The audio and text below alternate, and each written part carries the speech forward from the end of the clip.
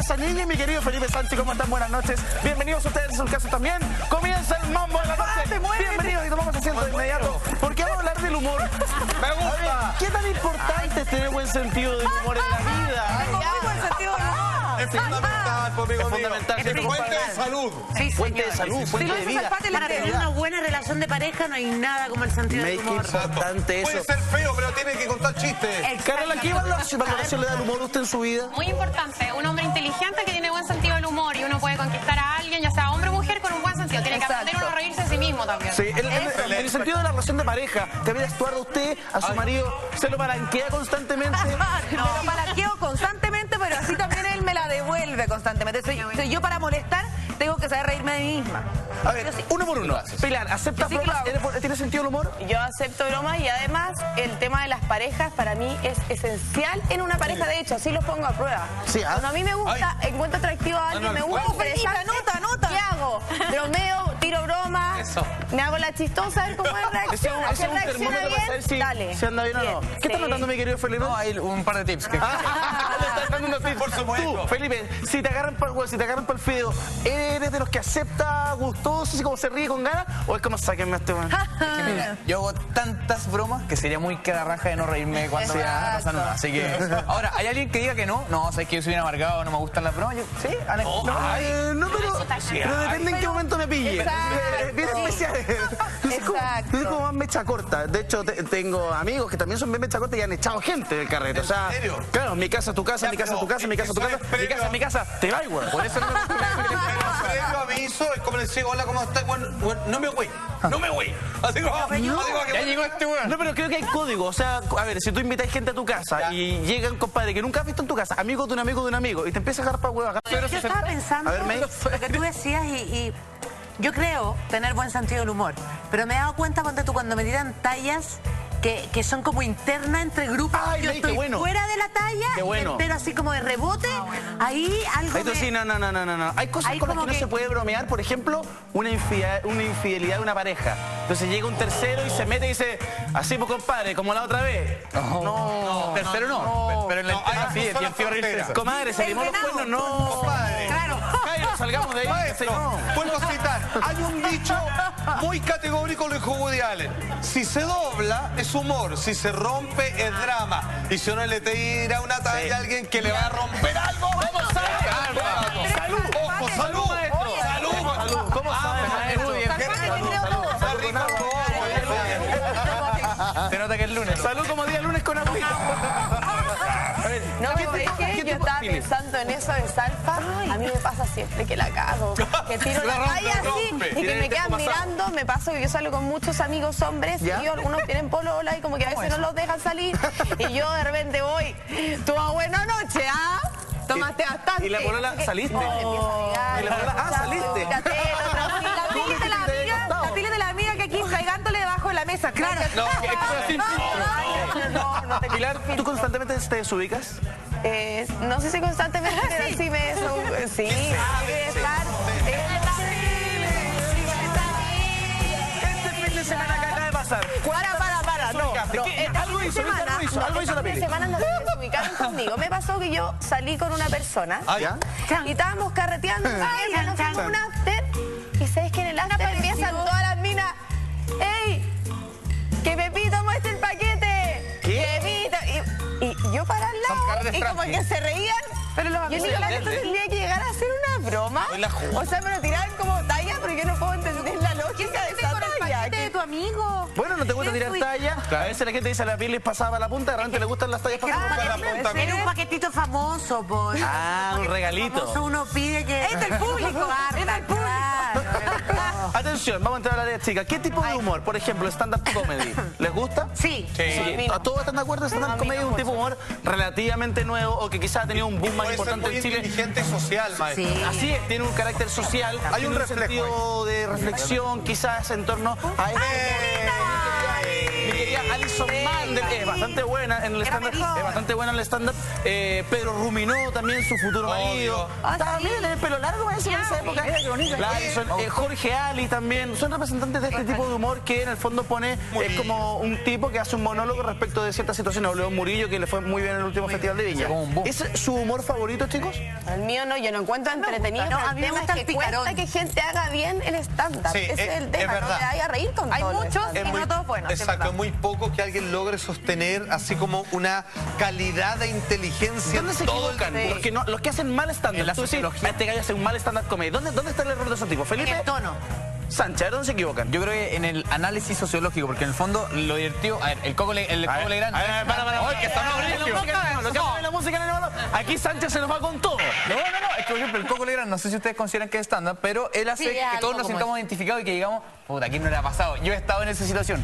Entonces eso como que te genera risa porque te ríes de ti mismo. Genera Y eso empatía. para mí es como la Exacto. esencia. Camila Estuardo. Yo, siendo amiga de mi querida Alison Mandel, una vez me dijo, ¿sabes Relaciones públicas. cuándo El lelismo. El lelismo. ¿Sabes cuando no resulta un stand-up comedy? ¿Cuándo? Cuando esta persona que está en el escenario se empieza a reír mucho del resto, pero no así de ella. Por ejemplo, tenés que tirarle algo así como, es típico que los chilenos no se queda cuestión. Y yo, que por ejemplo estoy gorda y se ríen, ahí la devolví. Bueno, Entonces claro. la gente se ríe de sí mismo y también se puede reír de ¿Cómo él. hace? Muy bien. Y en la Siguiente humor. entonación. ¿Y la qué? En la entonación. En la entonación, en las pausas. En las pausas, claro, como tiráis El el ritmo. chiste y dais el espacio Sí. para aplauso o rematáis el puede chiste. Puede salir la el clave. espacio y es cri-cri la weá. Mira, atención, siguiente tipo de humor, el humor callejero.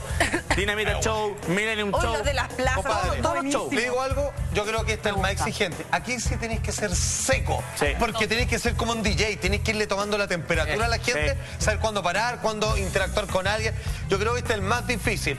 Humoristas hay de todo tipo, Sí. pero pocos pueden triunfar en el humor Y callejero. además este tipo de humor mezcla como el humor blanco y el humor picaresco, el humor más picarano quizás pasado de tono. encanta el chileno. ¿Alguno de ustedes considera que los garabatos, por ejemplo, en este tipo de rutinas están de más o no debieran ser? En su Es lo justa que medida, más me entretiene. Son necesarios igual. Son necesarios. si estás en la cuneta tenéis que hablar ahí. Exacto, tenés que hablar el idioma en la calle Porque también. también es un show súper relajado. Nosotros cuando estamos en lo más íntimo también somos de tirar garabato y es como que identificarse con lo más sencillo, con lo más relajado, muy íntimo. Claro, pero cuando van al Festival de Viña son los que tienen la mayor sintonía. ¿Ustedes se quedan pegados viendo esa rutina? Sí.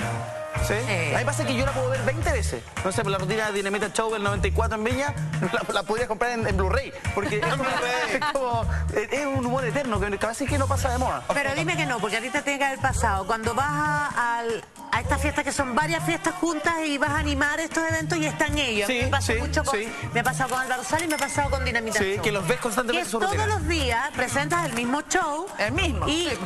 hay otros con los que tú dices, ya me voy a comer y te vas adentro. Pero con los Dinamita Show yo me quedo sentada porque todos los días ellos le agregan algo al humor. Como dices tú, le miden la Sí. temperatura al público. improvisa Según el mucho. público, sí. Un abrazo grande al libretista de Dinamita Show, que la May lo acaba de hacer pedazo porque siempre hace la misma rutina. No, al revés. Pero es que así, Pero es verdad.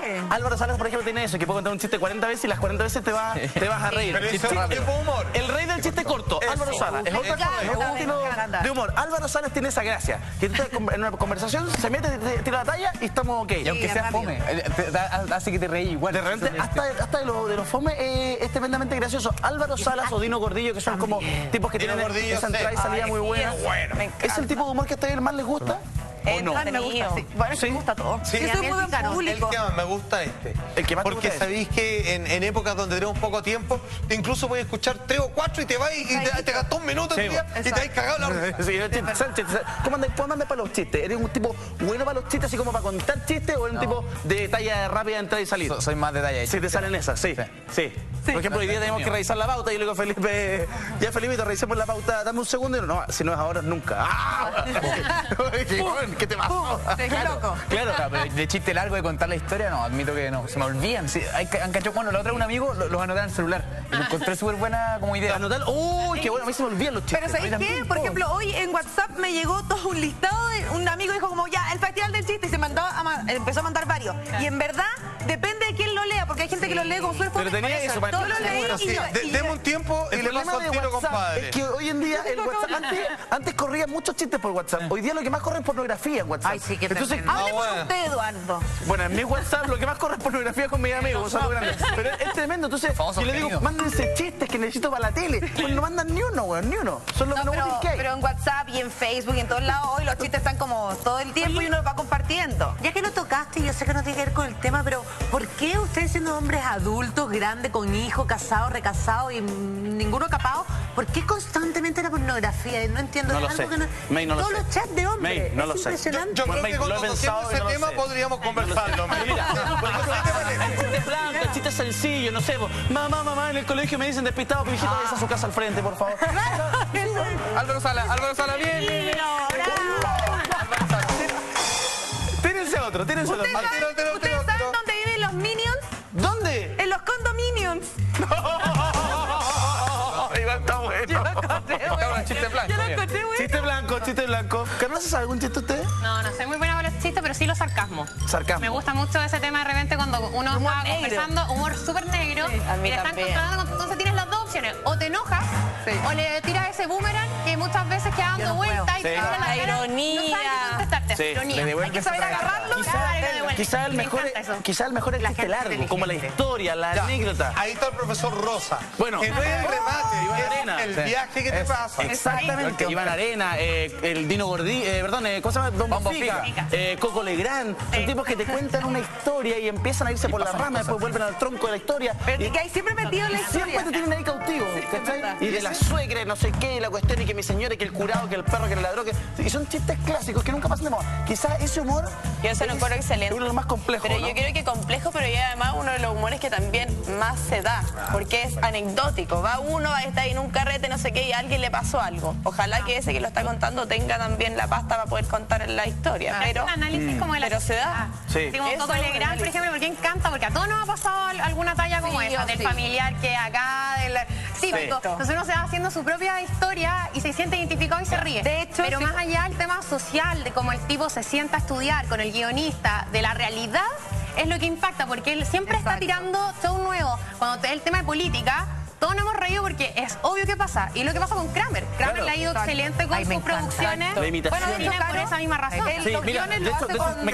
quiero tomar de lo que dice la Carla, porque la imitación es un género humorístico que, si bien ha tenido grandes humoristas, o sea, Palta Meléndez con su imitación a Allende, con su imitación también a Pinochet, Natalia. la Natalia... la Natalia, uy, se me fue el nombre. Grande Natalia Cueva. Es que así, a ella se le olvidó la rutina del Festival de Villa, a mí se me olvidó el apellido. Natalia Cueva.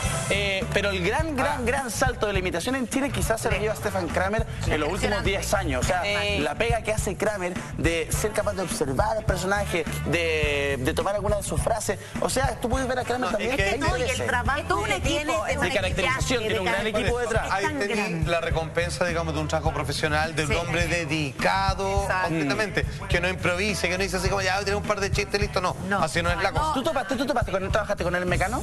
¿Con quién? ¿Con Kramer? No. ¿Kramer? ¿Tú? No, ¿Mecano? ¿Mecano? No había nacido. No. Sí, pues imitó a Jorge González, po. No, Sí, ¿sabéis lo que yo me quería... Era JG el personaje, en el Mecano. Para los amantes de la televisión, No, búsquelo ahí en me YouTube. quiero agarrar de lo que decía la Caro, de como todo lo social que tiran este tipo de humor, que muchos de los guiones, como por ejemplo el del Coco Legrand, los guiones lo hace también la Pilar Sordo, que es una psicóloga, entonces trabaja en conjunto. No es como que él diga, oye, a mí típico me pasa en la casa. No, socialmente está pasando esto Claro, en Chile. claro. Recordemos que es harto hacían estudio. humor justo cuando en la sociedad en Chile era como más complicado. Coco Legrand y Palta Meléndez, sobre todo, fueron los primeros rupturistas en hablar de temas políticos, sociales, que Cuando nadie nadie lo debería hablaba. decir. Y un humor blanco. Claro. Por ejemplo, el humor musical. Me encanta. Felo, Me Los encanta. Indolatinos, Sí. Pancho del Sur, Me Memo fascina. Bunke, La Mosca. ¿Cuántas veces hizo La Mosca? La Mosca. 40, 10 años cantando La Mosca. Ay, no tenemos algún video. Yo me encanta eso, me encanta. La Mosca. Son buenos porque son súper simples, son sencillos. No dicen garabatos, no atacan a nadie. En el fondo, Lo podéis ver con los niños en la casa. lo puedo ver con los niños en la Borrachito casa. también era blanco, ¿no? ¿Cómo se llama el de Villa? El con bigote, el borrachito, el con gorro. Roberto. El humor blanco es humor desde el humor. A mí me gusta Felo. Yo encuentro que Felo es un gran humorista. El humor musical, Hugo Varela también. Hugo Varela es un grande. No, Hugo Varela es un crack. Ahora, es un humor más ¿es un humor para jóvenes? ¿El humor musical? No sé si tanto. No creo. No es como un exponente actual. Yo diría que al revés. Es más para... Ya pasó. Con público más adulto. Me ha tocado ver los festivales en los que he tenido que participar y todo, y es como que un poco así como... Es que ya pasamos la barrera, po. Ahora estamos en la imitación y ya no está. No ha tenido un gran paso. A la gente ya no engancha tanto en los festivales, ¿eh? No mucho, fíjate. No. Mira. Y aparte es que el número más bravo puede ser lo mejor de la sí, noche qué miedo. o el fracaso más rotundo. El humorista tiene ese karma en el fondo, tiene que pasar por ese trance de El monstruo. o la rompe y le va increíble o se va a las bailas. Y la rutina de un humorista en televisión, por ejemplo, en un pareciera festival que... puede hacer Sí, lo que es como que pasa. el público es más flojo, es como que antes se enganchaban porque te hacían cantar y la mano para allá, y ahora así como, no me güey. Era más exigente. Háceme reír nomás. Porque han dejado la vara demasiado alta. O sea, Kramer hace un tipo de humor demasiado espectacular para después con una guitarrita como que uno ya no se conforma. Sí, y gracias a YouTube uno puede ver humoristas de otros países, entonces tenés Exacto. Sí, yo encuentro que gracias a Dios hay un humor que nunca muere y que es el humor negro. Y el humor negro no todo el mundo lo comprende, no todo el mundo lo aprueba. En televisión tampoco se puede hacer humor negro 100%. Murdoch hace humor negro, pero ¿cómo le dio Murdoch con todas las... O sea, claro, Pero lo hace más o menos, pero las Que nadie críticas sabe le llueven. defenderlo. ¿Ah? El problema de él es que nadie sabe defenderlo, porque no digo que tenga razón en algunos chistes, que se forró, así ya fue mucho, pero él es tremendamente talentoso y por último, nadie se dedicó después a rescatar bien esa parte. Sí. Había que pararlo un poquito. Quizás la televisión no está lo suficientemente madura como para tener humor negro así propiamente tal, en donde se digan cosas que pueden sonar aberrantes o sumamente duras. Y eso es porque vivimos en un país súper hipersensible actualmente. Entonces, tú decís cualquier cosa así como, oye, las mujeres que cocinan rico, ¿qué? ¡Machista! Pero Claro. bueno, es que todos saltan. Sí, claro. Aquí en el canal, cuando hicimos Sin Censura, mucha gente decía, ¡ay, qué ordinario! Se decían algunos garabatos nomás. Bueno, y también, pero en la vida se dicen cosas peores. Cuando tú recibes el humor, si alguien practica el humor negro contigo, no sé si tampoco es tan chistoso. Yo no soy amante del humor negro, debo decirlo.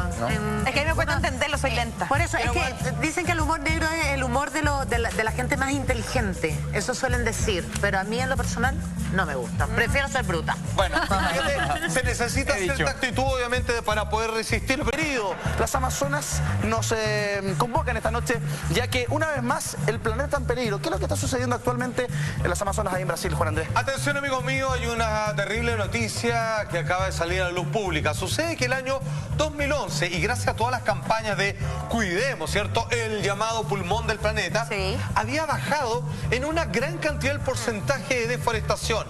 Y por ahí quedó fuera del foco. Dijo, estamos, le hicimos, no nos preocupemos más de esto. Comienza a hacer un balance en febrero, a comienzos de este año, aún en curso, y se dan cuenta que en los últimos 4 años estamos peor que nunca. Aumentó en un 225% la deforestación. Casi podríamos hablar de una conspiración donde acá claramente trataron de llevar el foco a otro lado, y las terribles y devastadoras consecuencias de arrasar a esta altura con el único reducto de inmensa vegetación que tenemos, que nos brinda aire y que también puede ser responsable de gran parte de los cambios climáticos, ya no dudar en lo que vivimos en este continente, cómo hemos sufrido y cómo esto se puede venir más adelante. O sea, hay que tener mucho ojo con aquello. Bastó que se redujera un poco la deforestación para que las autoridades miraran a otro lado, y ahora en los últimos tiempos aumentaron un 215%. Esa es la palabra clave, solamente se rebajó en un poco. Atención, le quiero mostrar un mapa actualmente, cómo está la deforestación. Los cosas de color rosa es donde se ha arrasado con toda vegetación. Aumentó un 215%. Para que vayan entendiendo, estamos hablando de que lo que se le ha robado al Amazonas es lo mismo a una superficie equivalente a Sao Paulo. Estamos hablando de una ciudad donde viven 18 millones de personas, amigos míos. Atención, que este proyecto, que es este mapa que mostramos respecto a la deforestación, se llama Global Forest Watch. Vale decir, aquellos vigilantes de cómo se está deforestando los bosques. Y atención, amigos míos, que aquí por supuesto comienza la voz oficial, decir, hemos estado siguiendo de cerca el preocupante informe que ustedes han mandado a la ciudadanía y al resto del mundo, y no podemos decir que en realidad de la parte brasileña que comprende el Amazonas, Creemos que no es tan así que vamos a seguir adelante. Le han querido bajar el perfil, siendo que hay un mapeo térmico de cómo han sacado toda esta vegetación con distintas excusas, que incluso, para hacerla obviamente en un pequeño paréntesis, que a los aborígenes que viven en la cercanía, que fueron considerados por un estudio antropológico hace ya varios años como algunos de los habitantes más felices y cariñosos con su abuelo y niño de todo el planeta, los acusaron de caníbales para tenerle excusa y arrasar con ellos, como es los indios Yanomami, por ejemplo. Así que para que tú veas que las excusas no van a faltar, y el gobierno finalmente termina accediendo a cualquier recurso con tal de deforestar, pese a los informes que entregan aquellos. Ahora no es solamente el gobierno el que está encargado de la deforestación, o sea, existen industriales, por decirlo así, a ver, ya sea por el caucho, ya sea por el tema de la madera, que son industrias que no son brasileñas necesariamente. El problema radica en que Latinoamérica en general tenemos pésima protección del medio ambiente, primero, y de nuestras materias primas. Chile, todos los países en Latinoamérica tenemos una legislación por los tratados internacionales. Nosotros necesitamos sacar nuestras materias primas porque no somos capaces de procesarlas acá en Latinoamérica. Entonces, con tal de poder sacarlas, nosotros dejamos pasar muchas letras chicas entre los tratados internacionales que pasan, contando lo que pasa en el Amazonas. Además que muchos sectores del Amazonas, por ser, digamos, donde no hay civilización, pareciera que corren leyes propias. Más bien dicho, la ausencia de la misma. Como usted bien decía, querida amiga, empresas papeleras, obviamente, que sería lo más lógico, pero no solo eso, empresas gasolineras que instalan, digamos, sus grandes matrices en estos bosques donde nadie le dice nada. Y no solo eso, la plantación de soya. Y ojo, ¿cuál es el problema? Cuando uno dice, atención, nosotros cortamos un árbol, pero plantamos otro. De partida hay un problema de producción de lo que demora en volver a crecer ese árbol.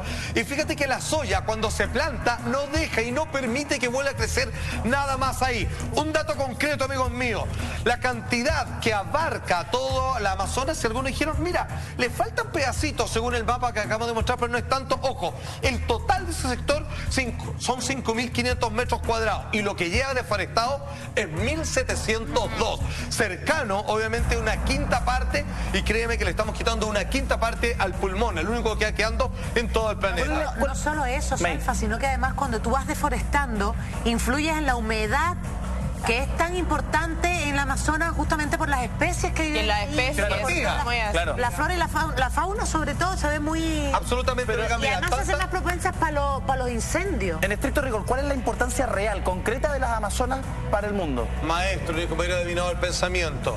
La cuña, lo dice un experto. De aquí la vital importancia del Amazonas para todos los seres humanos.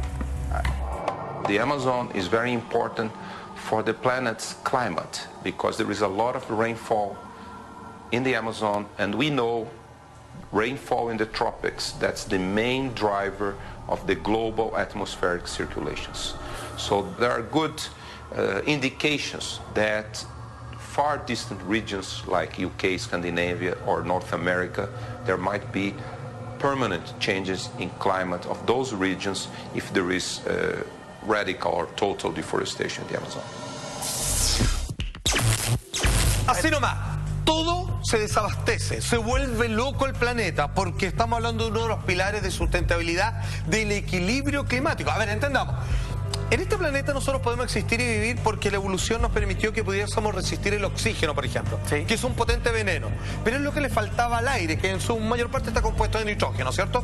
Ya, sin tecnicismo, ¿qué es lo que pasa? Cuando había muchos gases tóxicos, te estoy hablando antes que existiera cualquier cosa viva que se arrastrase, volase o caminase sobre la superficie de la Tierra, las plantas, que al no tener enemigos naturales, no tener bichitos, ni animales, ni nada, proliferaron en la superficie de la Tierra y convirtieron a este veneno en el oxígeno que hoy día nos permite la vida.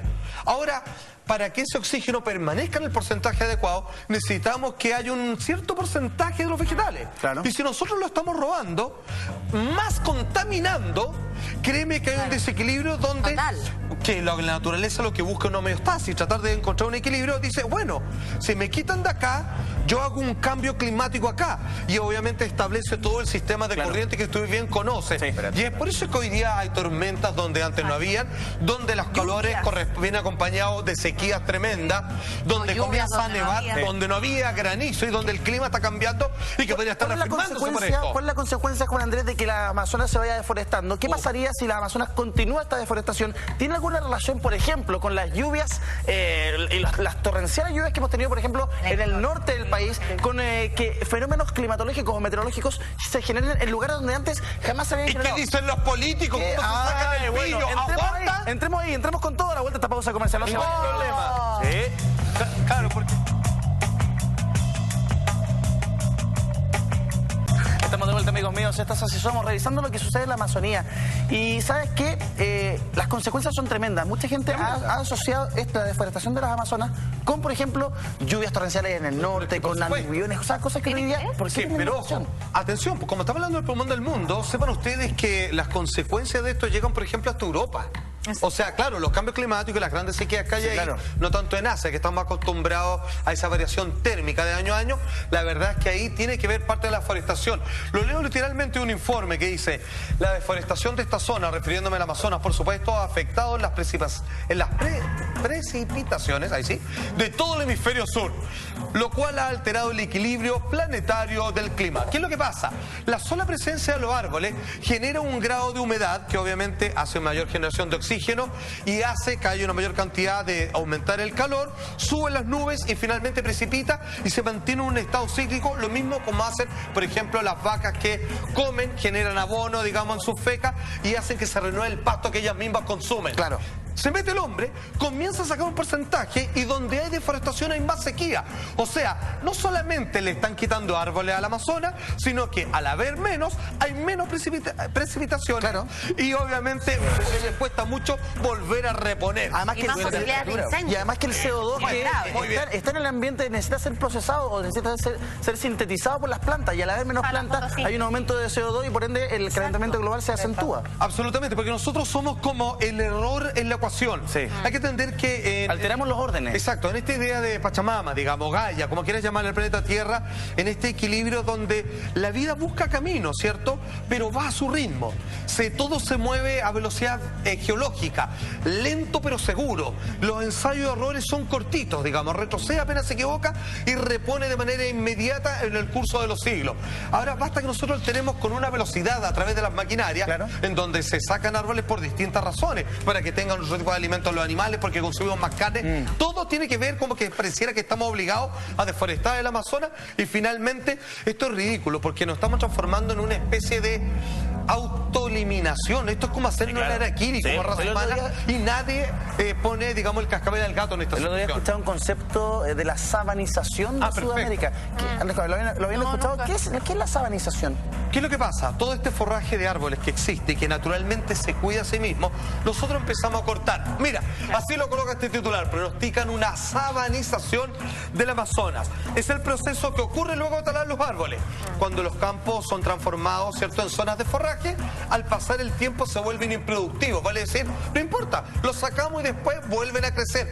Eso no sucede. Se transforman en grandes sitios baldíos, en sitios eriazos, donde la vida se niega. No, tierra yerma. Porque no están las condiciones, porque le quitamos el árbol que genera la propia nube para que llueva sobre el mismo y vuelva a haber nuevos brotes. Hacen una capa vegetal. Lo que pasa es que la tierra en general tiene una capa vegetal bastante breve. No todo lo que uno ve en el fondo es sustentable para. Entonces la agricultura, por eso mismo, en Chile y en cualquier parte, se hacen manejos de pradera.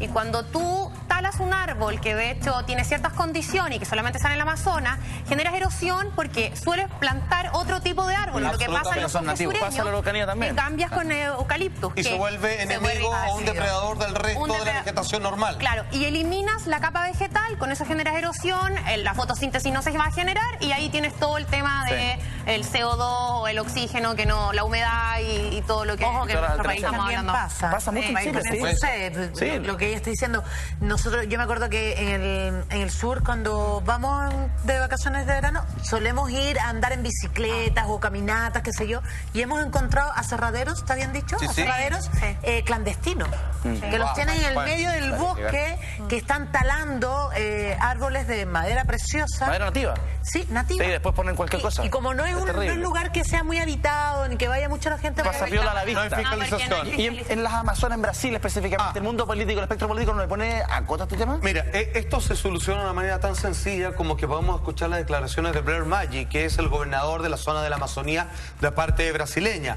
Este hombre justifica así la tala de árboles, algo que no resiste análisis. Amigos míos, por favor, escuchen.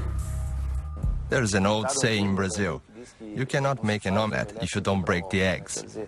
It's not possible to develop a country, to generate jobs and income, if you don't use its natural resources. The problem with environmentalists is they are not even allowing what the law says can be done. They want to shut everything off, freeze everything, and this is just not possible. A ver, lo que él acaba de exponer, él es el gobernador de la Amazonía.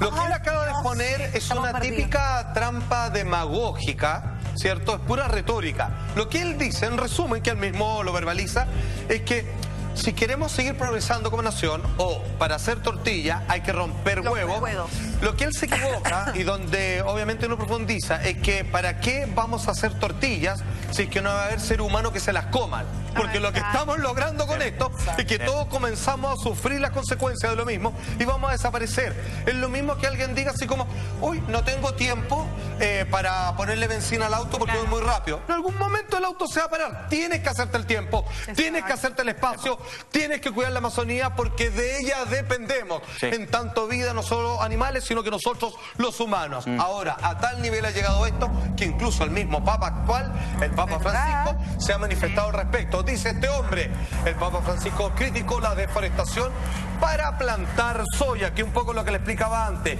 El pontífice expresó en una radio argentina su preocupación por la deforestación y ya que al plantar soya no vuelve a crecer nunca nada más ahí y obviamente mucho menos, como explicaba nuestra amiga, de los árboles nativos. Bueno, Harrison Ford incluso en el año 2008 se depiló el torso para apoyar la campaña contra la deforestación de las Amazonas, pero algunos actos, digamos, de carácter casi más artístico, que poco y nada funciona. Aquí el que tiene que tomar las riendas es el gobierno y dejar de recibir las coimas respectivas por los tremendos millones a causa de que en algún momento nuestra vida está en riesgo. Por respuesta como esa, Sudamérica, Latinoamérica está condenada a ser un continente subdesarrollado porque nunca va a tener la mentalidad de procesar nada, sino que siempre va a querer destruir los recursos naturales. Es tremendo. Muy bien, maestro. Con el ejemplo. A cuidar, obviamente. Atención, muchachos. Ojo. Llega el hot sale a despegar.com. Miles de destinos con ofertas y precios calientes. Esta semana, despegar.com está hot. Aprovecha el hot sale y paga en 6 cuotas sin interés con todas las tarjetas de crédito bancarias. Despegar.com. Viajar es posible. ¡Ay, ¡Qué hot! ¡Lo más hot que bueno! ¡Atención! ¡Atención! Después del ataque terrorista del 11 de septiembre del 2001, terribles. Un espectro norteamericano se volcó en la búsqueda de lo que se llamó el terrorismo musulmán.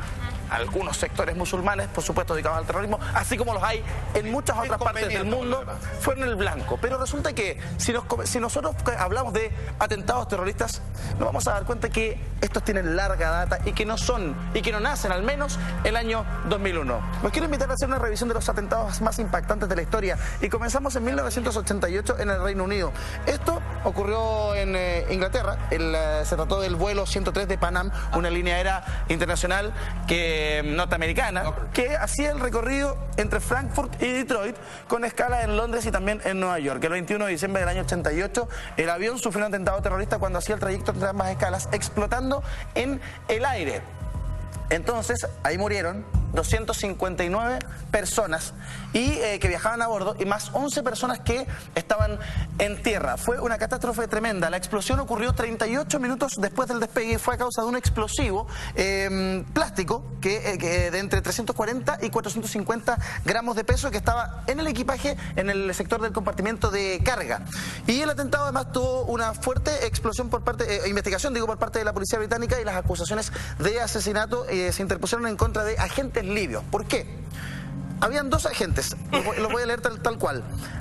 Abdelbasset al-Megrahi un agente de inteligencia libia, que era el jefe de seguridad de las aerolíneas árabes libias, y Amin Khalifa Fima, director de la estación de la misma aerolínea en el aeropuerto de Luca, en Malta. Se dice que esto fue una venganza a partir de que el Reino Unido había apoyado a Estados Unidos anteriormente cuando bombardeó la ciudad de Trípoli en Libia. Muchos de ustedes quizás recuerdan este atentado de 1988 o han hecho una investigación algo más profunda respecto de estos hechos. Bueno, una cosa que llama mucho la atención, y como generalmente suelen ser los actos terroristas, es que los objetivos no son militares, los objetivos son civiles. Que no tienen la más mínima culpa de nada. Son personas, digamos, que no tienen ningún tipo de influencia o rastre o capacidad de decisión política. Exacto. Es simplemente destruir la estabilización de que un Estado le promete a su gente y que algunos parecen justificar los ataques a otros lados. Y por lo tanto, la vuelta de mano es casi como si tú le haces algo a alguien, yo ataco a tus hijos. Exactamente, sí, exactamente. Se dice que el mismísimo Muammar Gaddafi fue quien ordenó este atentado. El tema terrorista en general, como se constituye como delito, es impartir temor en un grupo de personas. Sí. Y entre más grupo de personas, entonces por eso se va siempre al lado civil. Porque si fuera al lado militar, ya entra otro tipo de... La pelea entre ellos nomás. Claro, exacto. entre ellos. Entonces, ¿qué hacen? El blanco más débil son los civiles. Muchos de los atentados que hemos visto son en trenes, en aviones. Bueno, el de las Torres Gemelas, que fue en avión, pero también en World Trade Center. Sí, claro. Sí. Ahora, no hay que confundirlo con el terrorismo de Estado, por ejemplo. No. Que es lo que se vivió en Chile, por ejemplo, en dictadura.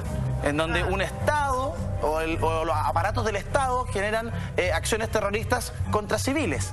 ¿O me equivoco, Carola? ¿Tiene que ver con eso? Es distinto, y también es distinto la actual ley antiterrorista que nosotros tenemos en nuestro país, que es otro tema de cómo se trata y que por qué ideológicamente hay que cambiarla. Sí, ¿Qué es terrorismo y por qué en tribunales? O legítima defensa. Claro, es completamente diferente. Cuando pasó el tema de la escuela militar, del metro escuela militar, se trató de hablar del tema de la ley antiterrorista en Chile.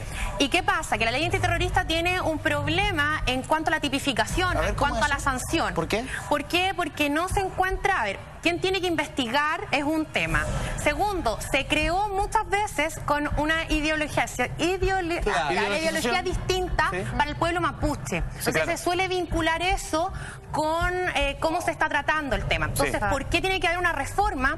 Primero, en los grupos, porque solamente se puede, actualmente, si una o dos personas hacen un tema terrorista, en Chile no se puede investigar. Tiene que ser una organización. Y para aprobar una organización es muy difícil. Entonces, por esa razón es que hay que hacerle ciertos ajustes. El tema de Estado también es diferente. Y respecto a los atentados terroristas que nosotros hemos visto en masas, claro, la tipificación es distinta también, y el trato es diferente, y son organismos que ya son supraestatales. Por ejemplo, se llama la Corte Internacional de Justicia, que son organismos ya europeos, que son muchos países los que tienen que ver mundialmente, y ahí suelen ver en... El 11 de septiembre del 2001, ¿cómo cambió las medidas de seguridad o cómo cambió el combate al terrorismo a nivel mundial? Muchísimo, porque antes, por ejemplo, en Estados Unidos, voy a hablar referentemente al tema del 11 de septiembre, cómo se ideó todo este plan cómo se ideó, por ejemplo, Mohamed Atta, que fue el intelectual que ideó el tema con Bin Laden. Que Bin Laden fue el financista, pero el que ideó todo este tema fue el que se arrojó en la Torre Norte. Mohamed Atta, un tipo de una familia muy bien en Egipto, que estudió arquitectura y planificación urbana en Alemania. Pero que con su primo, que es el que se tiró en la Torre Sur, idearon todo este plan de cómo poder llegar y hacer un atentado terrorista, infundir temor. El tema es que se infundió temor en el corazón de la potencia mundial y económica, porque fue en las Torres Gemelas. Estamos en el World Trade Center. Sí. Carlos, vamos a llegar al... ¿O ha sido mejor el objetivo si quieren infundir temor? En términos de planificación para sembrar el terror a nivel mundial. Todos los que hemos viajado en avión sabemos las medidas de seguridad que hay ahora. Cambiaron muchísimo desde el 2001 en adelante. Vamos a llegar ahí al de Estados Unidos, al del 2001, para explayarnos un poco más, Caro. Y cuando uno habla de atentados terroristas, probablemente se acuerda del 2001, o se acuerda quizás de lo de Madrid con los trenes, pero Asia no ha estado exento. Japón, en 1995, sufrió otro ataque terrorista. Un ataque que fue tremendamente doloroso, porque el 20 de marzo del 95 se utilizó gas sarín en el metro de la ciudad, dejando 13 personas muertas y 1.100 heridos, muchos con graves problemas de visión. El famoso gas sarín que nosotros aquí en Chile muy bien conocemos. Esto, sin lugar a dudas, es un acto terrorista, pero esto tiene otro fundamento.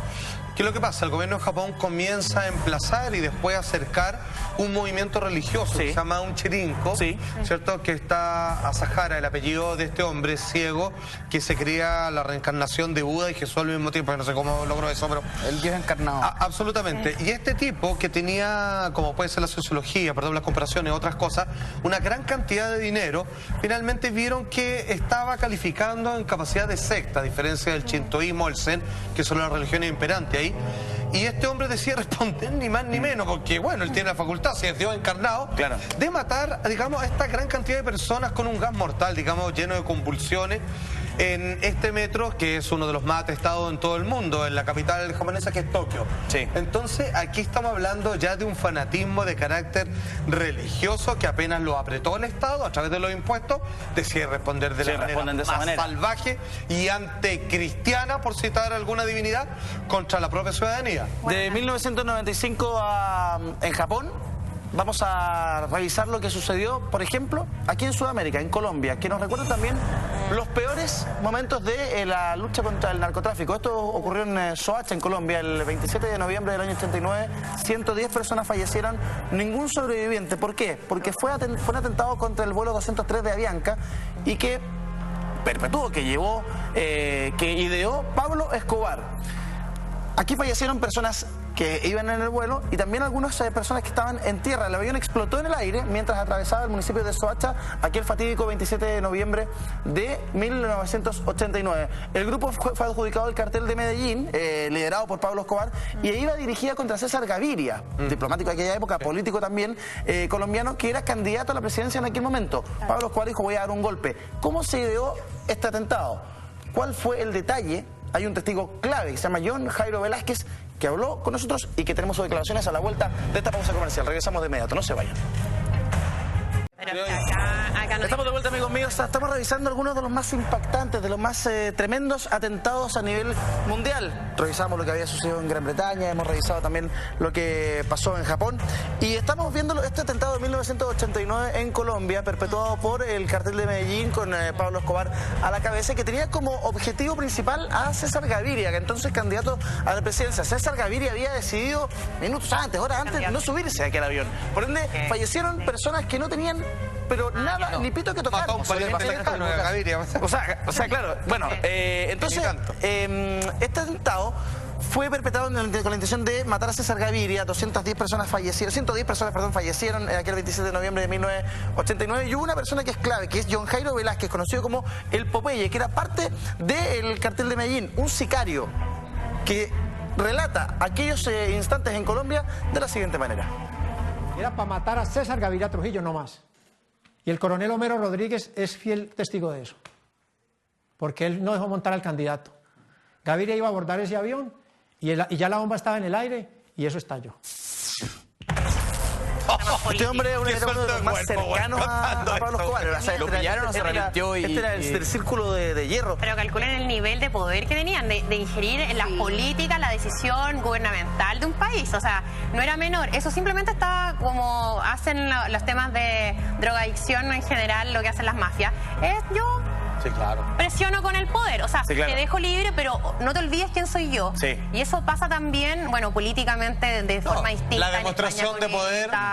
Lo que pasó en Irlanda del Norte, temas religiosos, o sea, el tema religioso, político, siempre ha sido el determinante muchas veces en los temas terroristas. Claro. La Estado islámica ahora. Y no hay que olvidarse tampoco de los contextos. O sea, hay que acordarse que Pablo Escobar en su momento ofreció pagar la deuda externa de Colombia con tal de que no lo extraditaran. Mira, o sea, el nivel de poder e influencia que tenía. Mira, si sabéis cuál es, ¿cómo decirlo?, la carta de poder de los grupos terroristas, cualquiera sea su fundamentalismo u orden, es que ellos cruzan la frontera de lo que todo el mundo piensa, pero nunca nadie está dispuesto a hacer, que es matar al opositor, asesinarlo, borrarlo del mapa. Dice, si este no estuviera, yo... No, dice yo, ok, que no esté, pues, mata. Claro. Y saca el problema según estos tipos. Me parece increíble como en Chile, le comentaba a la Caro, porque se hizo la serie de Pablo Escobar, y vuelta por el mundo. Donde aparece John Jairo, aparece. Exacto. Le cambiaron era el marino. Pero acá no dimensionaban, porque yo tengo muchos amigos colombianos, y yo le digo acá, oye, en Chile es sensación, Pablo Escobar, Gaviria, que nos mató a tu abuela y todos nos reímos, pero fue un personaje que en Colombia Mucho dolor. Odiado, mató un montón de gente y no Odiado y amado en muchas partes. Bueno, es verdad, Tremendo, pero sí, es terrible todo lo que hizo en Colombia y acá es como que todo lo tomamos para la chacota, pero fue terrible todo lo que hizo el pueblo de Colombia. Para muchos, el atentado de los atentados, o la madre de todos los atentados, o autoatentado, muchos señalan, es un tema de debate, pero el año 2001 la historia del mundo cambió. El 11 de septiembre las Torres Gemelas, el World Trade Center, también el Pentágono, y fueron víctimas de este hecho. Lugar: Nueva York, condado de Arlington y Shanksville en Estados Unidos, el 11 de septiembre del año 2001. Muertos 2.973 personas, heridos 6.000, incluso una veintena de desaparecidos. Fue parte del saldo que trajo este atentado a partir de los secuestros de los vuelos 11 de American Airlines y 175 de United, que se estrellaron contra las Torres Gemelas del World Trade Center y que hizo que ambas, horas después, mira, simplemente se derrumbaran ante los ojos del mundo, que transmitía completamente en vivo y en directo estos incidentes. En algún momento, en un comienzo, sobre todo los primeros minutos, se dijo: hay un accidente, una avioneta golpeó una de las torres. Y después en vivo eso es lo que se dan pasa. cuenta que un atentado. A ver, aquí sin meterme en la autoría de esto, la verdad es que un acto terrorista no funciona, no tiene el poder tal si es que la gente no es testigo de ello, si no se sabe de alguna manera. Entonces estos tipos hicieron una jugada maestra, que es obviamente algo que todas las cámaras van a estar puestas, que es tirar un avión contra una torre gemela. Y cuando todo el mundo estaba viendo, ahora sí tira el segundo, que es el ataque que queremos que todos sepan. Calculado para sembrar el terror. El tercer avión era un vuelo de American Airlines, el vuelo 77, que tenía como destino final el Pentágono, y mientras tanto había un cuarto avión que se estrelló en campo abierto sin llegar a su objetivo. Ese es el vuelo que los mismos pasajeros lograron boicotear, evitar, ¿no? Evitaron que fuera, y que se suponía que tenía como destino final el Capitolio.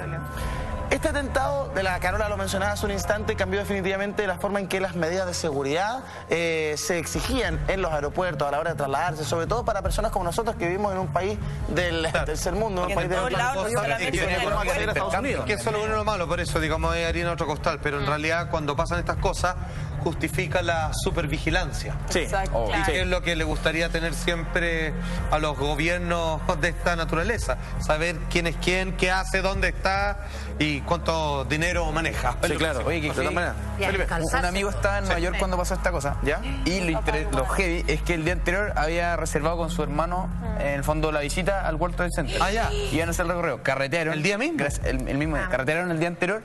Se levantaron tarde, se despertaron y dijeron: oh, no llegamos, ya no alcanzamos, no vayamos. Ya, pero y eso después pasaron. no, para terapia. Bueno, pasó.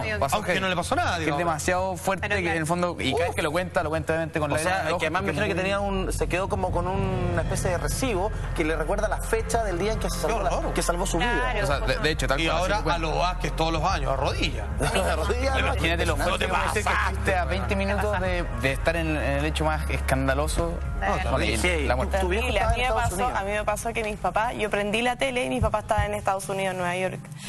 Prendo la tele y yo estaba con mi abuela y le digo: ¿veis lo que está pasando? Mi papá, y yo le decía, quizás porque iban a ir a conocer, de hecho, y yo, ¿están ahí? Quizás se murieron. Y desesperada, esperando que mis papás se comunicaran conmigo, pero en Estados Unidos estaba en la embarrada, no había comunicación, todos los vuelos, no había comunicación, no podían volar. Entonces, mis papás, bueno, como a las 4 horas lograron comunicarse con nosotros, así: Pilar, no puedo hablar mucho, lo más probable es que se corte luego, apenas yo pueda me voy a Chile, pero estamos bien. Listo. Y a uno respira. Se lo tuviste mucho tiempo con... Increíble. Yo me acuerdo del minuto que empezó a pasar, nosotros íbamos en una van y lo escuchábamos por radio y decíamos: esto es una teleserie, ¿de qué están hablando? O sea, porque era tan increíble cuando dicen no, y otro, y ahí viene, y no, y como que te relataban y tú... que tú lo estabas viendo y ves que viene un avión y no, es impresionante. Aparte de la planificación detrás, ya que se hicieron unas investigaciones después, de cuántos años se estuvieron preparando esto, cuántas veces subieron a las Torres Gemelas viendo los ángulos, que uno fuera arquitecto y supiera, por ejemplo, los planos de las Torres Gemelas, dónde tenían que pegar, y ahí, bueno, hay otro tipo también de especulaciones de que las torres, por ser de acero, abajo, el arquitecto que las hizo, claro, no estaban para tal temperatura, o quizás había una bomba previa ya, hay un montón de especulaciones fuera de eso. Este atentado dio pie a la guerra de Afganistán. a una acción militar al menos que Estados Unidos llevó a cabo con algunos países aliados. Vamos a aprovechar la oportunidad. Vamos a entrar a ello. Pero yo quiero entrar a días después de la noche. El 27 de septiembre, el presidente de Estados Unidos, en aquel entonces George W. Bush, habla ante el Congreso y lo hace, atención, de la siguiente forma, mira. Americans are asking, how will we fight and win this war?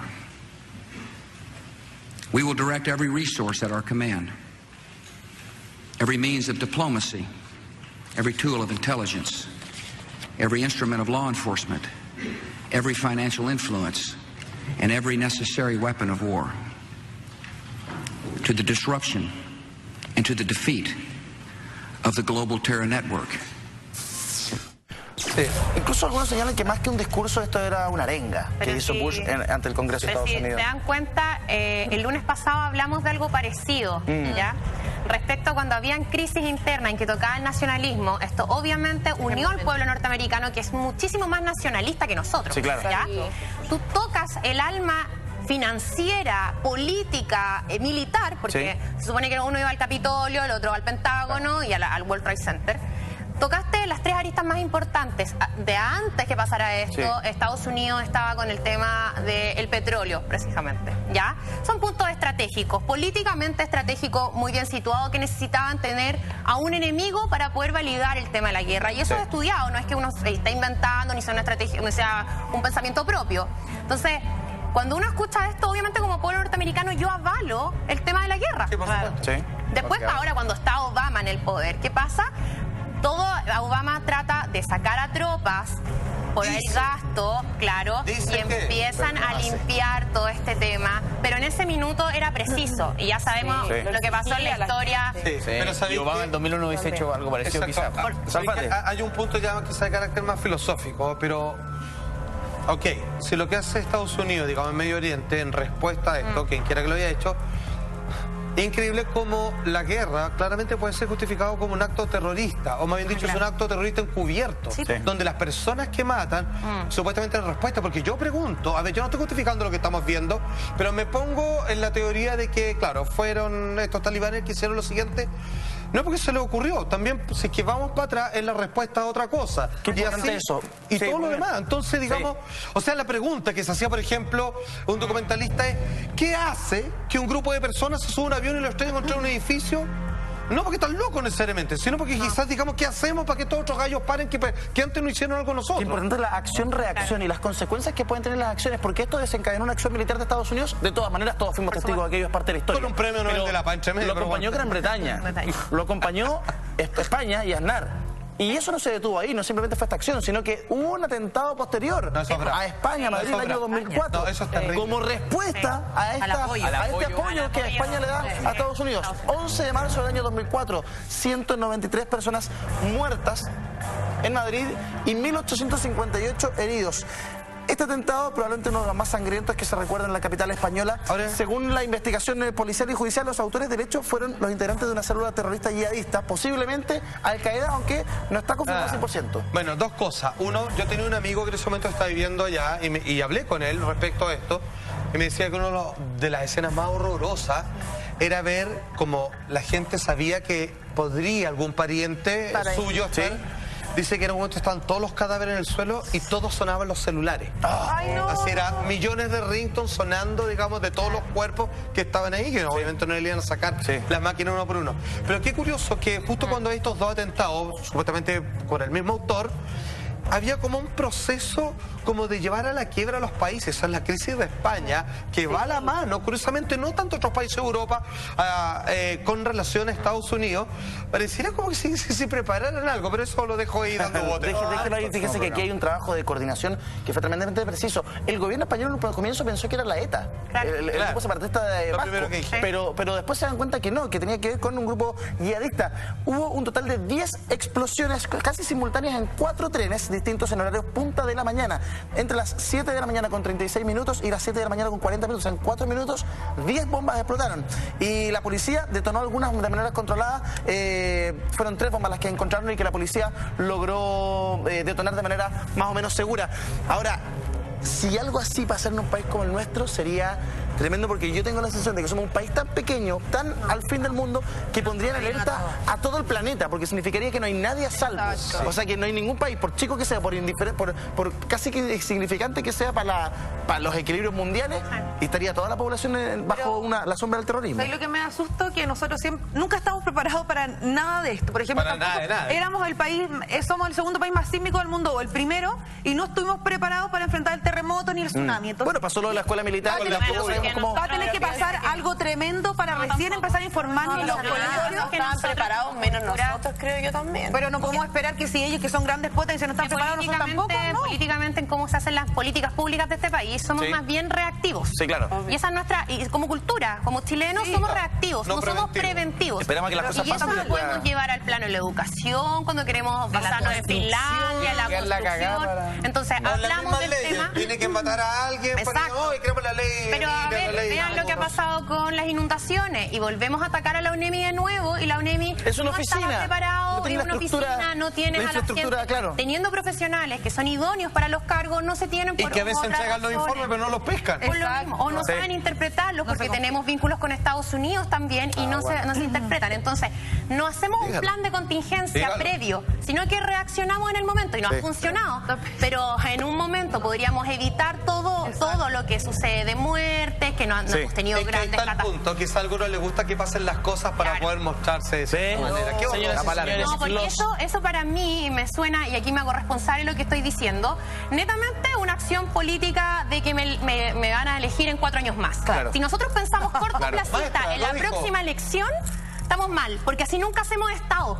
El Estado y las grandes obras demoran 20 años. Es verdad. Bueno, es verdad. El costo de muchas veces gobernar con la encuesta en la mano, que pasa mucho en nuestro país. Señoras y señores, los atentados terroristas más impactantes de esta noche. Una breve revisión aquí en Así Somos.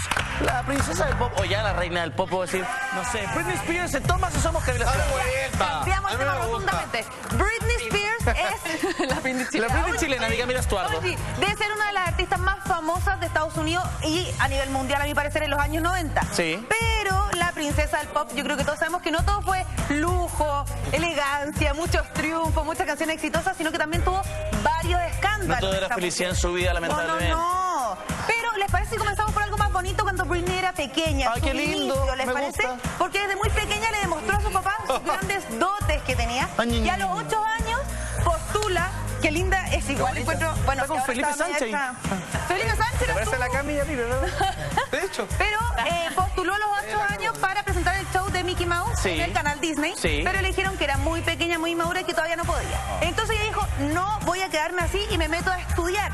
Y entró a estudiar al Off-Broadway Dance Center y el Professional Performing Arts School. Oye, entonces ella dijo... Lo que son los artistas de chiquititos. Ahí estaba con Ryan Gosling, nos soplaron el rubio que estaba ahí con ella. Entonces, grandes actores o grandes cantantes se prepararon juntos. Entonces se preparó, ella fue a clase y todo, y 3 años después la seleccionan y entra al club de Mickey Mouse, donde esto fue un punto muy clave para ella, porque fue compañera, por ejemplo, de su exnovio Justin Timberlake y Cristina Aguilera. Una generación de grandes talentos. Era como una cuna. Exactamente. Ahí su carrera empezó a tomar vuelo, hacia arriba, pero también tuvo muchos escándalos. Pero antes de los escándalos, ¿les parece si vemos un video cuando ella hacía el show de Mickey Mouse? Veamos un videito. Su exnovio Justin Timberlake, señor director, póngale play, por favor. Se parece a Britney.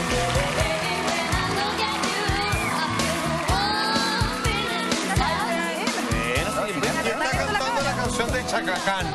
Mira. Era un éxito para aquel momento. Britney canta. ¿Ese era Justin Timberlake? Justin Timberlake, su novio, su novio, del cual dijeron que iban a llegar vírgenes hasta el matrimonio y después y todo se fue a las toallas. ¿Cómo sabes que no?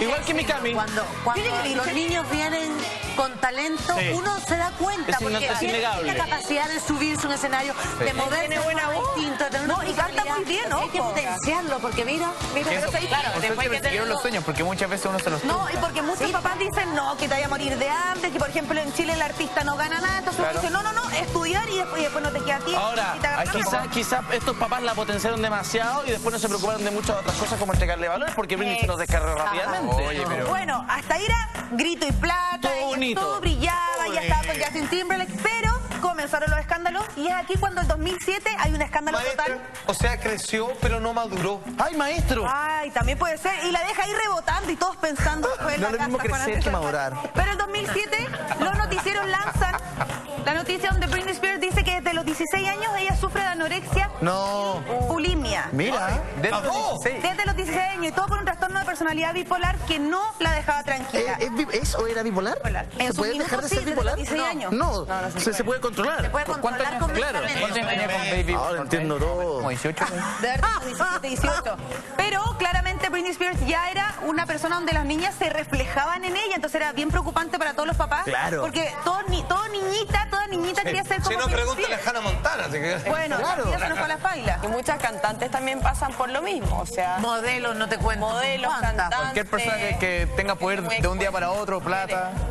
¿Era una niña muy viciosa, Britney, o tenía una vida tranquila? No, porque cuando ya tenía todo este problema de la enfermedad, después también se metió en las drogas y con el alcohol. Y los papás, gracias a Dios, pudieron... Y el sexo desenfrenado. Y la Y comida. también, bueno, Eso la no es comida malo, también. maestro. Pero a los 26 años los papás ya la agarraron y le dijeron, ya, esto llegó a un nivel enfermizo, necesitamos internarte. Y Se ahí acabó, te meten- sosiégate y para adentro. la meten en una clínica psiquiátrica, Ya. donde ella trató de escapar varias veces, y le ofreció, trató de sobornar hasta por 3,5 millones de pesos a un trabajador, pero la verdad no Pobre le cabra. funcionó bien. Te tengo, Me da te pena. tengo Igual. que dar Tírame una un dato. patita. Dígame, Britney, Lo que Philly. pasa es que no es tan simple también. Su infancia no fue tan linda. Su papá, de hecho, cuando él era joven, cometió delitos, consumió drogas. ¿El papá de ella? Porque la mamá del papá, o sea, Ya. su abuela, se suicidó frente a la tumba de su hijo que se había muerto. Se pegó un balazo. Mentira. Después de eso, el papá quedó huérfano a los 8 años y de ahí empezó a con cometer millones de delitos. problemas. Descarriado. Y todo un- Entienden varias cosas. que genéticamente ahí venía con una viene- carga especial. Exacto. Mira. Bueno, pero que claramente es que al final el papá empieza a llevar consigo y pasarle todos a los hijos. Pero ¿se acuerdan cuando se rapó? ¿Se acuerdan que todos miramos y decíamos, Sinead O'Connor. esta mujer tan bonita? No la puedo olvidar. Y después sale así, perdió toda Mira, la es que magia. sabéis que podría haber sido porque hay algunas mujeres calvas que sean preciosas,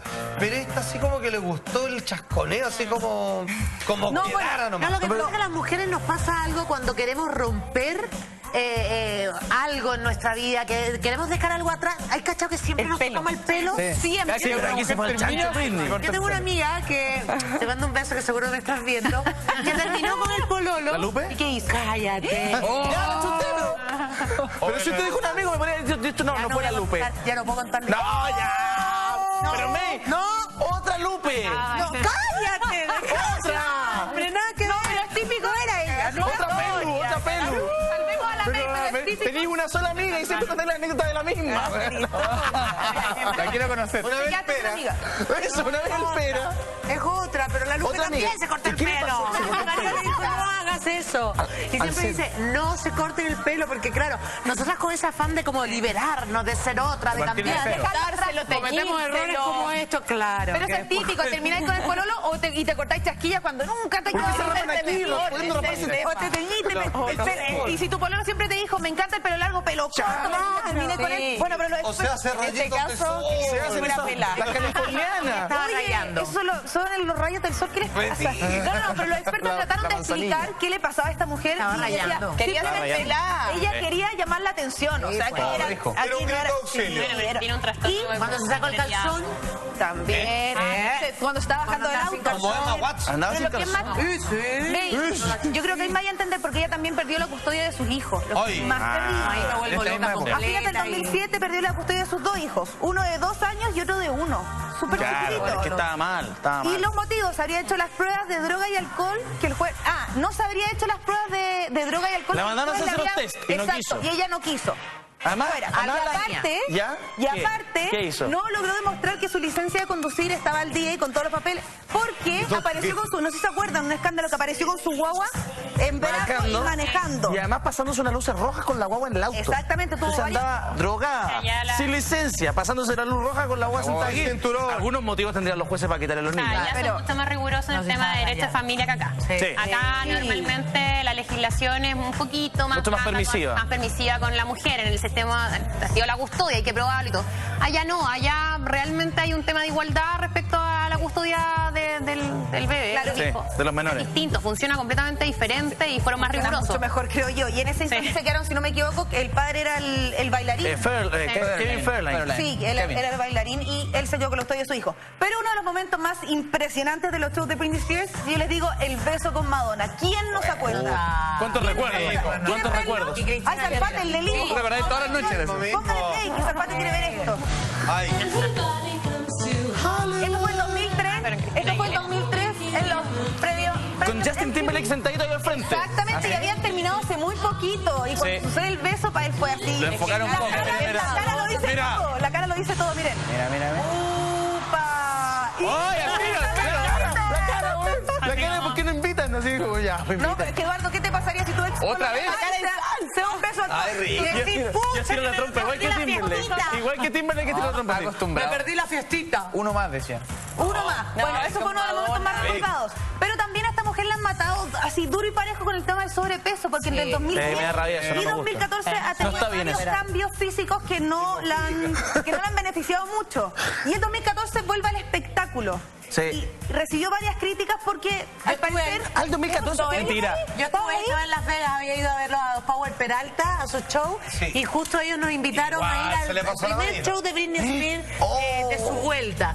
Y sabes que lo que pasaba es que contaban los bailarines, porque obviamente los Power Peralta se manejan con todo, y después nos fuimos a carretear con los bailarines. No te explico. Los bailarines de Britney. Pero bueno, Ya me di cuenta. otra cosa. Y los bailarines que actuaban en su show decían que el problema de ella es que, claro, se había quedado como una niña caprichosa, entonces no llegaba a la hora a los ensayos, no hacía lo que tenía que hacer, se enojaba, se Igual me molestaba. gusta así. Y eso se notaba en escena. Pero mi pregunta Se notaba es, mucho. Yo vi ese espectáculo y era Es que triste. encuentro injusto, encuentro muy injusto que una persona porque es famosa no pueda engordar. Yo no Hoy sé, se estoy acabó contigo, de Pili. no eso. Aparte, pues estábamos Estoy con la hablando Pilar. antes de la foto Pero que que, engordó. sí, ¿sabes qué? Sí. Entonces es injusto porque una persona no va a poder engordar. Pues si todos Porque engordamos. sí es puedes parte de engordar, nosotros. pero si De tú hecho, yo la trabajas con tu cuerpo, y bailas, y das show, y das... No, mi amor. No trabajas, Ella da no show, trabajas, ella no. hace espectáculo y baila. De uno para que se entienda. Es un Ella hace todo. show y hace espectáculo. Y yo te voy a decir algo. Yo no soy de las que critica a nadie porque engorda. Porque de hecho yo todavía soy una vaca lechera. Y soy feliz porque gracias a que fui a... Aquí hay y ella muchos también terneros, tenía con ganas. Pero lo que me pasa con ella es que si tú estás preparando un show con todo tu gran vuelta en Las Vegas, comadre, ¿cachai? Sí. No podéis llegar así nomás, Claro. no podéis llegar tarde a los ensayos. Y tu fama no se podéis hizo llegar gracias más a- Pero yo entiendo lo que va la Pili. Yo entiendo lo que va la Pili. ¿Cómo una persona no puede Mira, subir oye, un eso poco no es peso? gorda. Esa es mi Eso pregunta. ella Es verdad, una persona gorda que Es para tanta Estamos crítica. maleducando. Ahí Es para hablamos de tanta crítica. bulimia, anorexia. Yo encuentro que ella no está gorda. Efectivamente, estamos acostumbrados a una Britney Spears que estaba Eso. demasiado Muy flaca. tonificada. Y ojo, que tenía anorexia y bulimia también. Y quizás una Ahora, mujer mucho más ojo, sana después de dos niños. Cami, perdón, voy a hacer un pequeño paréntesis, pero la Britney no es la única que ha tenido este tipo de temas. De hecho, se le hace un especial a mí, Pilar Besanilla. Dice, el antes y después de Chicas Mundos Opuestos. Es un poco, ¿qué sitio es este? Y ahí sale con su mejor pose, así somos. Mira los vestidos que usa aquí en el programa. Su hoy, Oiga. es decir, su presente. Y ahora sacó tutito. Oye, Pili, te hay mucho Y, mejor. espere, ¿eso te ha pasado con pelo largo? Que tú te encuentras gorda y en esa foto. Pero para, ¿qué cambió? No, lo que pasa es que dentro del reality yo engordé como 10 kilos. Ya. Y, Yo estaba en 4 reality, parece. y de hecho... Nunca me he borrado. Pero Qué buen humor tiene, la gente es muy bulinera en ese aspecto. Sí, o sea, sí. yo salí y me escribían guatona de mierda. Pero perdón, ¿en esa foto tú estabas gorda? ¿Me estás inventando? El reality subió No, la no, después engordé, no sé qué, me decían todo el rato gorda, guatona, no A la sé mujer qué. la castigan. Y lo encuentro terrible A los que hombres también, castiguen sí, no. mucho a la mujer y no al hombre. No, a Y los no hombres debería también castigarse a les nadie. están Pero Hay que parar eso. Pero ¿sabéis qué? En el, bueno, Britney Spears fue muy criticada, todo el mundo se puede preguntar si efectivamente estaba gorda o no. Yo creo que no, efectivamente no estaba como comenzó, pero ella se lo tomó con humor, que yo creo que es lo mejor para salirse del paso. Sí. Ella decía, ¿sabéis qué? No tengo tiempo para ir al gimnasio, la comida chatarra es lo que más me gusta, y filo, y se rió. Toma. Estoy Pero gozando. tenemos un video de los MTV donde fue tan yo lo vi. criticada, y después ustedes me comentan si estaba tan gordita o no. Yo encuentro que no, señor. Está un poco ida también, ¿ah? Eso es lo que yo te Bueno, por ahí puede ser la cosa. Una cosa del físico. Es que No, mira, no se te media borracha. Aquí andaba perdida, ¿no? Una cosa del físico, pero estamos, también nos acordamos de Britney el físico Spears anda por perfecto. coreografía. Yo encuentro que la Pili llega a hacer la pauta los lunes. Como, ¿dónde está la oficina? No va. Como, mira. No, respondiendo a la Cami, físicamente creo que está perfecto. Está perfecto. Uy, Yo no la miraba en realidad también. pero el show fue malo. Eso sí. Eso es el No tema. se movía. No solo que no se movía, tenía movimientos erráticos. Erráticos, sí. Y ese es el gran problema, en el fondo. Si tú eres una profesional y batallas los premios en TV, flaca, déjate lo que fumas después, lo que tomes después, lo que te drogues después, pero en el minuto del show tú tienes que estar impecable. Sí. Tienes que estar 100% porque estás súper expuesta y eres un ejemplo para millones de gente. Sí, no hay sacando cualquier cosa. Bueno, es que todos recordamos a Britney Spears por sus coreografías, que no se las sabía, me imagino que la Prince también sabía toda, Baby One More Time y todo. Pero entonces después de eso, que claro, sus movimientos errados se agarraron también que no estaba con las calugas marcadas como las tenían. No, eso la pintaron demasiado. Una mujer que pasó con mucho escándalo, alcohol. Yo no quiero ver las calugas, pero sí quiero ver una actitud en el escenario que me demuestre que está pensando lo que está haciendo, que está en todos sus sentidos, ¿cachai? Que tiene energía como para estar en el escenario. Pero eso no es. Pero además yo digo algo. Si ella fuera rigurosa en los ensayos y fuera profesional, las calugas las tendría, porque cuando uno ensaya para bailar, compadre, se te va toda la grasa a vivir por haber. A bailarse. A bailar, sí. A bailar cueca. ¿Carola? Fuera del... Lo más importante que tenía ella desde Disney y todo era la disciplina, como ser profesional. Y lo perdió en el momento. Entonces ahora dejó de ser profesional, dejó de tener los logros, al final el valor supremo es la perseverancia en todo, porque es una profesión, es una carrera. Que le ha pasado a muchos artistas y a muchos del mundo de Disney también, a muchos artistas podríamos nombrarlo otro día. A bailar, una buena fórmula. Andrea hace clase. ¿Andrea hace clase? Ayer, que mañana. Vamos a bailar mañana. Baile al tiro. Otro de los escándalos de Britney Spears cuando todavía no era de moda era que se le filtraron unas fotos desnudas. ¿No se acuerdan de eso? Sí, la de WhatsApp de Eduardo las tiene. Estos son los inicios de las filtraciones de todas las fotos desnudas. ¿Saben quién fue? Un guardaespaldas. ¿Qué dijo? Por eso no tengo guardaespaldas, son los peores. Se aprovechó del momento que dijo que ella lo estaba tratando de seducir enviándole fotos desnudas. Que puede ser. Mentiroso. No te pesca, gorila, no te pesca. Pero se aprovechó del momento y la... ¿Pero a verlas? ¿Las tenemos? No veo. ¿Nicolás tiene las fotos? No, creo que no. Este horario tampoco lo permite. No. Se las mando por WhatsApp. Sí. En Twitter la vamos a subir. Seguro se las mandaron al chat de Eduardo. Pero bueno, esto fue Britney Spears. Para mí sigue siendo la princesa del pueblo. Juan Andrés Alpate esta noche de Expediente S. ¿Qué nos trae, maestro? Una sección que todos han hecho su favorita. Película original versus remake. El Mago de Oz. ¡Qué maravilla! El clásico de Victor Fleming del año 89. Y Oz el Poderoso, que es como una precuela más bien de cómo llegó este mago a ser el gran regente de Ciudad Esmeralda del año 2013, dirigida por 2003, Sam Raimi. Esto es Cobra, porque hoy día tenemos Cobra de los 80, cine ochentero en colección privada. ¿Le gusta? Me gusta. ¿El Stallone? Sí. Cobra. Bueno, la película más recordada cuando conoció a Brigitte Nielsen y después le puso los cachos con su secretaria. Toma. Y en Japón Animación, la primera parte sobre la historia de Buda Siddhartha Gautama, el príncipe de la India que se transformó en el hombre iluminado y que hasta el día de hoy gozamos de todas sus enseñanzas. Maestro, todo este panel y equipo querido se pregunta ¿cuándo? Ahora en Expedientes. Gracias por acompañarnos. Gracias, Juan Andrés Zapata. Besito en la pelada, maestro. Para que nos vaya bien esta semana. Gracias por acompañarnos. Que estén bien. Descansen. Un abrazo para ustedes. Chao, Carlita Fuente Álvarez. Un amor. Linda, princesa inteligente, buena moza.